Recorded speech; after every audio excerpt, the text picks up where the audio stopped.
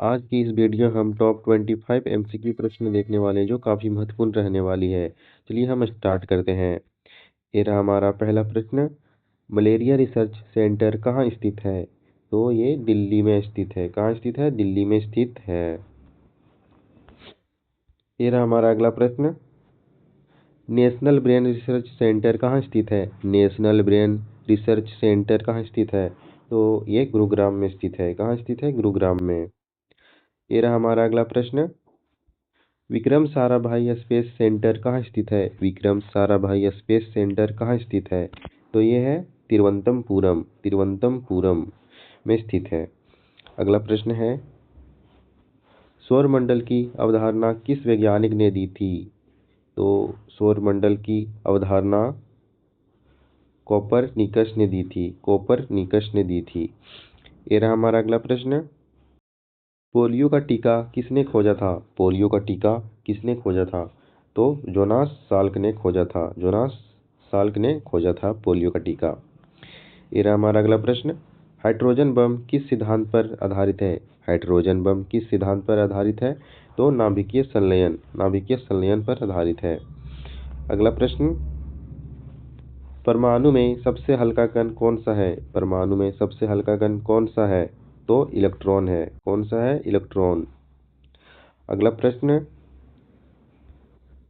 विश्व का पहला हाइड्रोजन बम कब बनाया गया था? विश्व का पहला हाइड्रोजन बम कब बनाया गया था?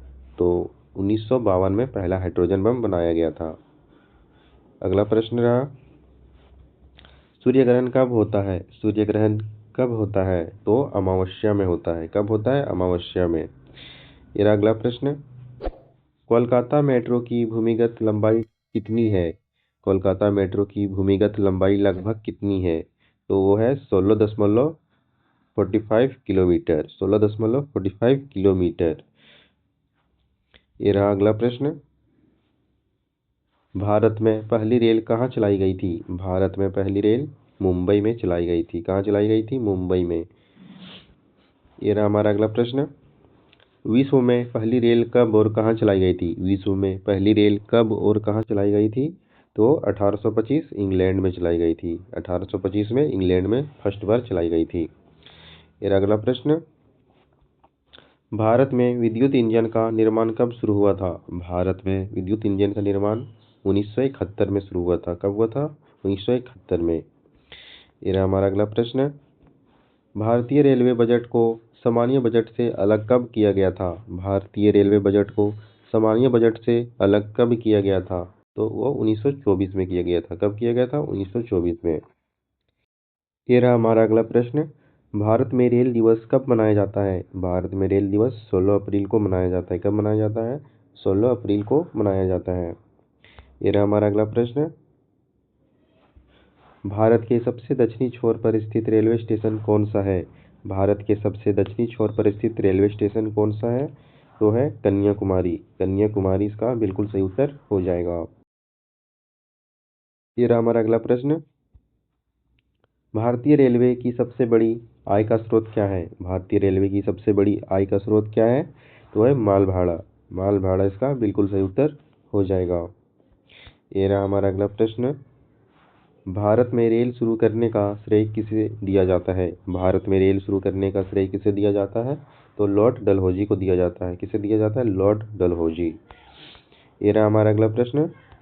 भारत का सबसे लंबा रेलवे प्लेटफॉर्म कहाँ है? भारत का सबसे लंबा रेलवे प्लेटफॉर्म कहाँ है? तो ये है गोरखपुर। गोरखपुर इसका बिल्कुल सही उत्तर हो जाएगा। अगला प्रश्न देखते हैं। महात्मा गांधी के कितने पुत्र थे? महात्मा गांधी के कितने पुत्र थे? तो 4 पुत्र थे। कितने थे? 4। ये रहा हमारा अगला प्रश्न। महात्मा गांधी के राजनीतिक गुरु कौन थे? महात्मा गांधी के राजनीतिक गुरु कौन थे?